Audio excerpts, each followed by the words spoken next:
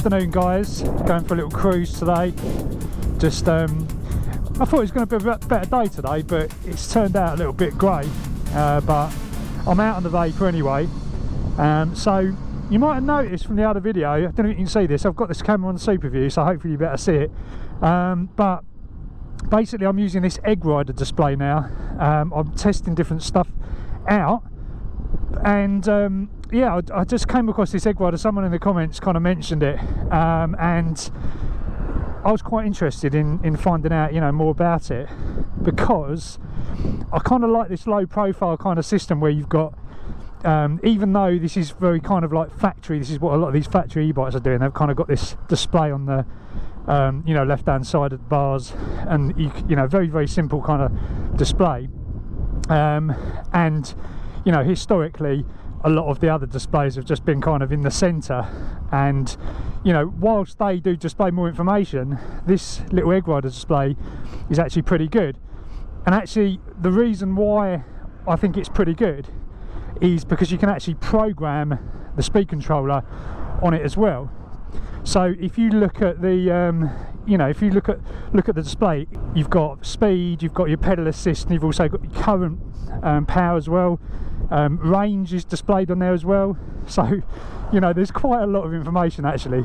And then you've actually got a meter for displaying your amp hours as well, so your consumed power.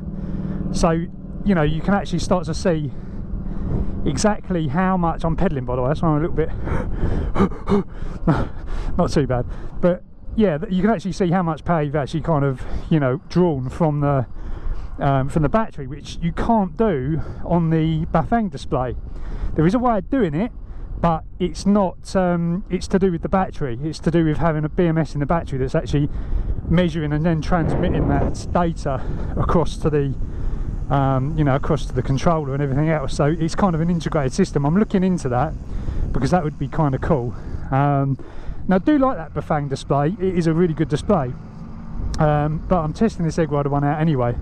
There's an app that goes with this, so what you can actually do, you can actually have you know, your phone mounted here, a small smartphone or something, or anywhere, and it will actually display all the information. You get a nice dashboard on this. I'll show you this later, or perhaps I'll just insert a clip in.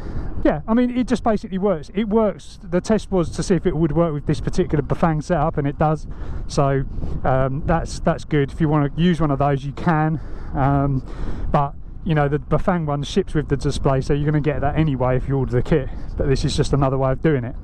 And so what I've done here is, because one of the main reasons I did this is actually because I wanted to free up some space in the centre of the bars for this, which is the Garmin 830, which is a stunning GPS. It really is an awesome bit of kit. And I mean, I've always liked GPSs. I've had GPSs since the time began, you know, and it is a, you know, they are awesome to have. It's not a necessity. You know, you can use a smartphone. Problem with using a smartphone is the screen isn't very visible in daylight. These have transflective, I think they call that transflective. That doesn't sound right, but I think it is. Anyway, it's basically a display that you can see in the, you know, under quite bright light conditions. So right now you can see, if you can see this, how clear that is. It's really stunning, really bright. So I'm just using it at the moment. I've just got it on the speed, kind of, you know, your kind of miles, your speed, your distance, all that sort of stuff. But you can kind of swipe left and right, and it gives you, you know, your navigation and stuff like that. So that's useful. It's not a necessity, as I say, but I wanted to sort of, you know, test this new GPS out and just, you know, give it a run. The other cool thing about this is that it actually pairs with the VARIA light system that Garmin do, which has a radar on it. So you might have heard the bleeping or seen the screen flash up when a car actually comes up behind you. It's showing on here, and it's incredibly clever. the way it works, because it will also sense multiple cars. So if there's 3 cars behind you, you'll get a little dot on the side of the screen, and as those cars approach you, they get closer to the top of the screen. So you can basically just avoid having mirrors, really. You know, it's not a foolproof thing. You still got to look over your shoulder, obviously, you know, like so, but it's a pretty cool safety thing to have. And the light is insanely bright as well. It's super bright. When I turned it on, first of all, I was staring right at it, and at point blank range it really started to yeah, well, put it this way, I couldn't see very much for about 15 minutes. All of that. So yeah, I'm just cruising along, saying there, riding on Broxted Road. It's so cool. So yeah, the way you get into this setup here, you can see how many amp hours you've actually drawn your energy, is you hold this button on it, and then you get this tiny little display which you can't even read when you're going along. So really it's only going to be useful for if you're kind of stopped and you want to check that. You're not really going to be able to do that whilst you're going along, but there you go. So yeah, I'm on the way to Faxted. It's only 3 miles away from here. The thing I like about this GPS actually is it shows you lots of trails and stuff like that. It's got quite a lot programmed into it, so you can actually find things on the way that you didn't know were there. You know, if you want to go off the beaten path, then it actually is pretty cool for that. And it integrates with trail faults as well, which you can, you know, if you want to find out, if you're in a new area, you can find out where the trails are and stuff like that. But yeah, anyway, more about the bike. So the bike's going well, nothing really to report on it. I've munched through one cassette, so this is something that you will find. You're going to go through cassettes if you start being a hooligan, and you start trying to pull away in low gears, because this motor will do it. It will literally just allow you to just be lazy with the gears. But if you are, see, you get a little reminder there that you've just might have a skipping chain. So the thing with this, what you can do is put in what we've been doing anyway from day one is actually putting in a cutout. So what basically it goes in the cable of the gear shifts, and it senses when you're changing gear, and it will literally just disable the motor, because you don't want to be, you shouldn't pedal anyway while you're changing gear, but certainly not with this amount of power and torque. You shouldn't really have the motor on whilst you're changing gear. So that's another thing. And currently the normal kits don't ship with that, but I think I'm going to add that as an option or something like that. So here you go, you can see on there, I don't know if you can see that, there's a little dot, so it's showing on there, hopefully you can see that, and then as it comes past me, it comes up to the top. So it's a really cool system, so you can certainly see. And then when it's green, you might have missed that then, but when it's green, it will basically mean that you know, you're good, there's no cars there. But then after a while it just turns off and doesn't make any noise or show any display or anything like that. So yeah, I'm using a bit of throttle here as well. I've got a throttle now connected on this, and you can fine tune all this as well in this EGGRIDER display and on the app. So this, I'm debating whether to go this way completely with the kits and have this EGGRIDER display, you know, built in. But the problem is obviously, you know, I think they're quite a small company. I'm not sure if they're going to be able to, you know, handle kind of factory direct stuff that we've been doing. By the way, also, if you're a distributor and stuff like that and you want to get on board with this bike, then yeah, just hit me up, because we're trying to set up distribution. We've got USA at the moment is yeah, basically almost set up, so that's good. If you're a US customer, you'll be able to order directly from there, shipping locally, so that's going to be awesome. And yeah, funnily enough, you know, we're obviously UK based, but mainly from China, and we haven't got a UK distributor yet. So if you want to be a UK distributor or dealer, get in contact. We do China direct prices and all that sort of stuff, but I won't bore you with the details. Just hit me up on that and we can discuss it. But this bike is going brilliantly. Like, it is just an awesome machine, so smooth. Somebody mentioned about the saddle. The saddle that I recommend now is the one that I've got on it. It's called a Selle Royal. Oh god, I can't even remember what it's called, but I'll put the link down in the description, because it is an e-bike saddle and it is so much better than a lot of these mountain bike type razors that you don't want to sit on. So this is like great for a bit of both. Not too, you know, not too comfortable that you can't get it out of the way if you want to, you know, do some stuff, do some jumps and all that. But you know, it's good. It's just comfortable, basically, put it that way. So yeah, well, a nice plane up there on the approach gun. So got a car approaching and he's coming up, and he will be coming past me about now. It is pretty clever. It is pretty clever, this system. So other than that, yeah, I mean, I mentioned I've got the Swalp tyres on here, the eddy currents, which are chunky as F, you know, proper good. And they, as you can see here, I'm riding on the road and they're absolutely awesome. You know, no problem with these at all on the road. They don't buzz. The Maxxis Minions that I've got on that other build do make a bit of a noise, and so, you know, there's a bit of drag coming from those. These, nothing. So yeah, we're all good. So I'm not even noticing a lot of these hills. I mean, I'm pedaling lightly here.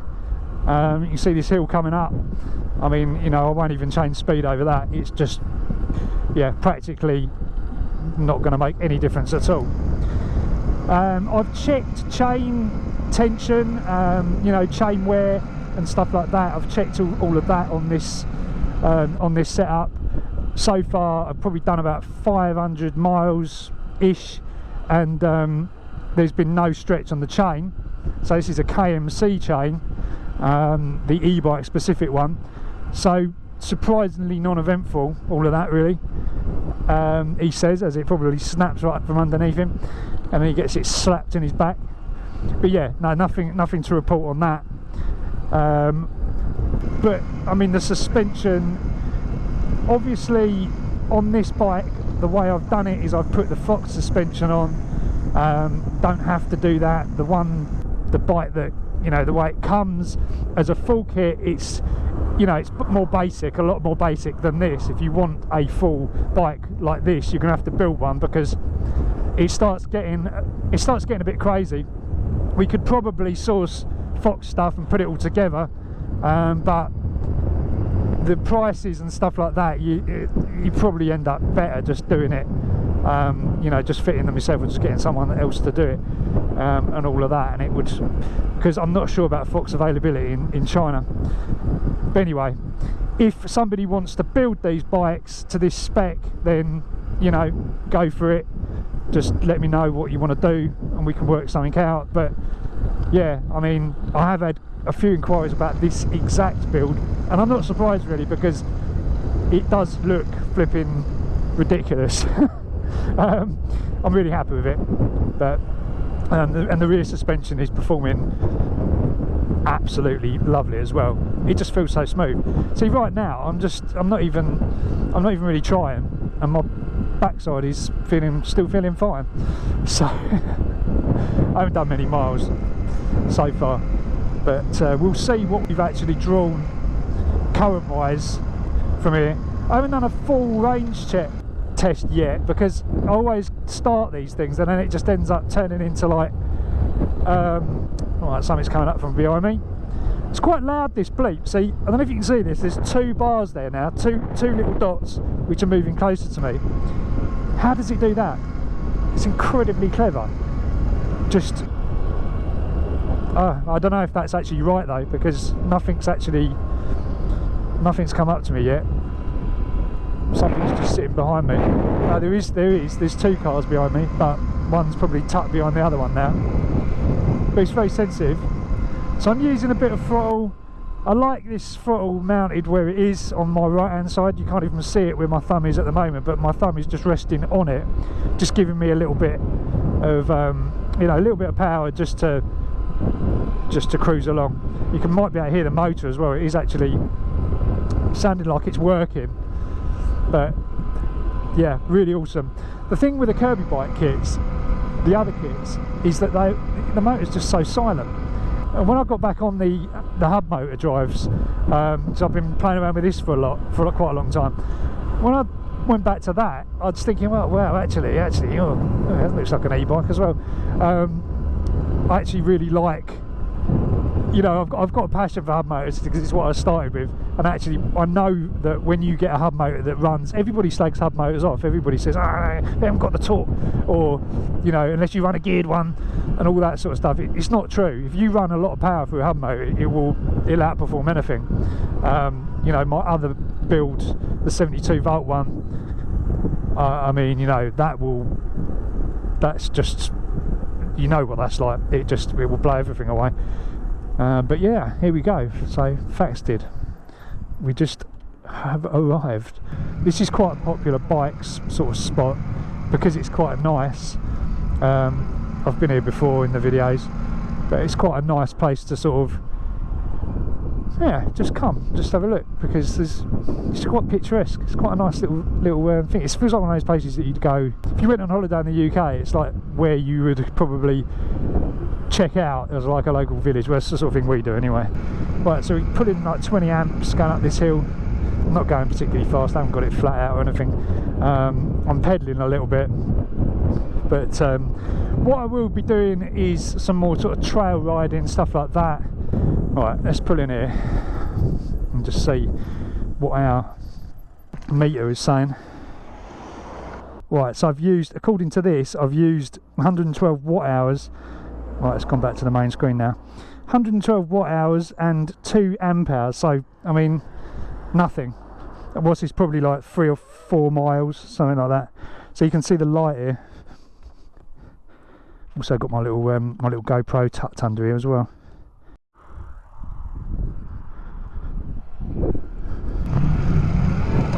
Just go for a little rip.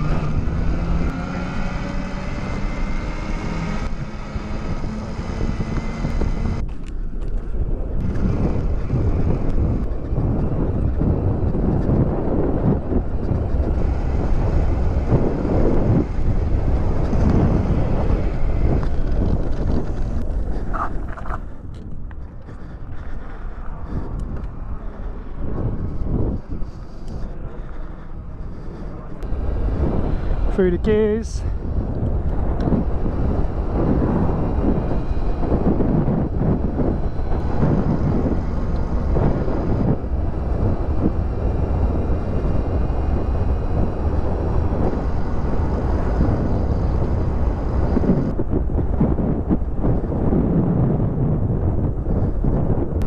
Yeah, I lasted for the whole of about 2 weeks on just pedal assist before I stuck the throttle control back on.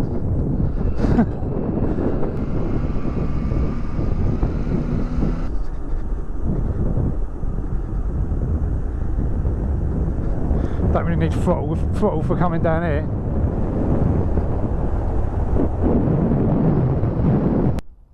Alright, see that? Just that little burn has taken it out to 3.5 amp hours. So, still saying I've got about 13-14 mile range, but that's obviously with the that's taken into consideration probably the most recent little blat that I did. I'm bored. Need to find someone to play around with.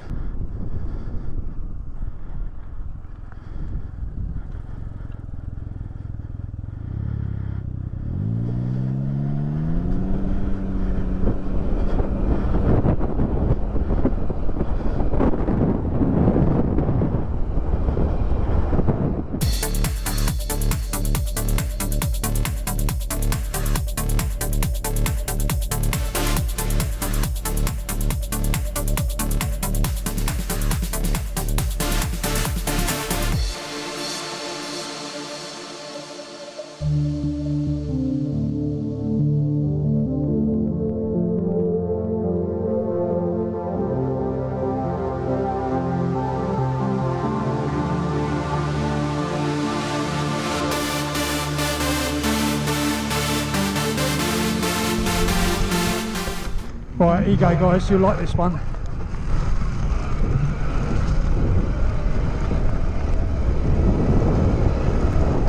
Whoa, wheel spinning up there.